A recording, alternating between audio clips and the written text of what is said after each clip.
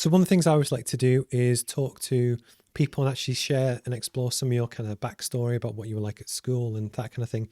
Purely because that when people kind of log on and see this on YouTube in 5 years' time, because they all kind of get clipped and saved up, I think often you always see that business education, but education in general, is always geared towards degrees and GCSEs and A levels and stuff.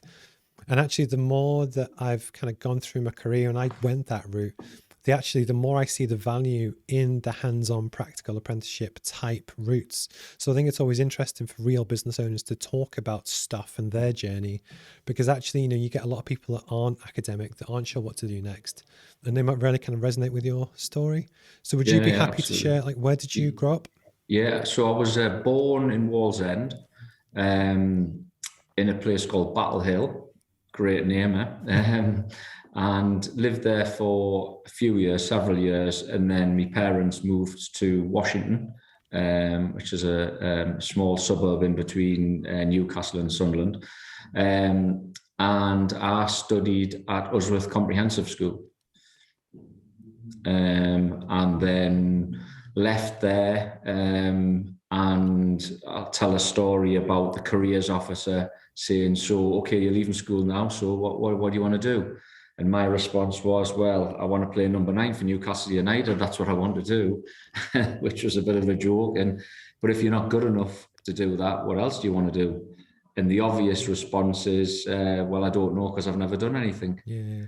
Kind of thing. And so this is a fork in the road that I came to. And I'd done reasonably well at school and didn't know what journey I wanted to go on. And you touch on apprenticeship, Steve, which is really valid, because some good advice I got was go and get yourself a trade. Go and learn a trade, and then at least by the time you've completed that, you might know more about what you want to do, or you'll become good at the trade that you've learned. So that was a decision that I made, and went and got a mechanical engineering trade, and then did an apprenticeship and studied doing HNC degrees, and in my opinion, harder than going and getting a degree. I'd agree with you.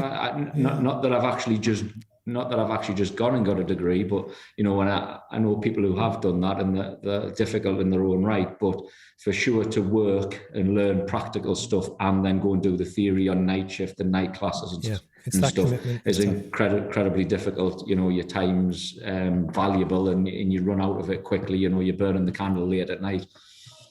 I'd agree with it. It's funny actually, because with one of the problems with human nature is that everyone assumes that they have it bad, or because you don't know. I don't know what your life is like in detail, or someone that's from a different background. And it's always that university is a lot like school. So you kind of go and you have your lessons, you have your exams, but outside of that, you just piss about and go on the lash and do whatever teenagers do. The thing that I really respect with apprenticeships is the fact that you graft, you work, and then have to do it out of hours. And I know how hard that is. And I think, but it's really good life training, because hopefully, touch some wood, if you can almost kind of get through that, the skills that kind of sets you up are better, in my mind, than what you get a lot of time. If you get people who, like I've got a nephew who's 17, 18 now, and he's about to go to uni. He's trying to decide what to do. And the worry always is, so he wants to go and do engineering, but I kind of think he needs to go and work in McDonald's and stuff as well, just to learn those extra skills that you can't teach and you don't get taught in a classroom. And I think you do have people that are purely like mega academic and they just want to work in a lab or whatever. That's fine. But most people have some sort of human interaction, and it's that real world skills and stuff that you only learn in the real world through like getting thrown in and mixing with different people. And I agree with you. I think an apprenticeship in many ways is a lot better than the degree angle. That being said, yes, it depends what job you want to go to and stuff, but it's certainly not negative or worse or whatever. It gives you a good grounding, Steve. I think what you're trying to say, a very good grounding. I mean, and it comes with early sacrifice as well. That as a young teenager can be very difficult. When your friends are phoning saying we're going to town, are you coming? And it's like, no, I've got to study because I've been working all day. I've got to study on a night time and stuff. There's a bigger time commitment, let's say, because you work and earning money and you're studying for a future career. And we all know, university or studying alone is good fun. You study and then you're out with your mates and they're out all the time and then they're studying again. So there's definitely a different dynamic there. But it's what I did. It's what I decided to do. And I think it's served as well, for sure.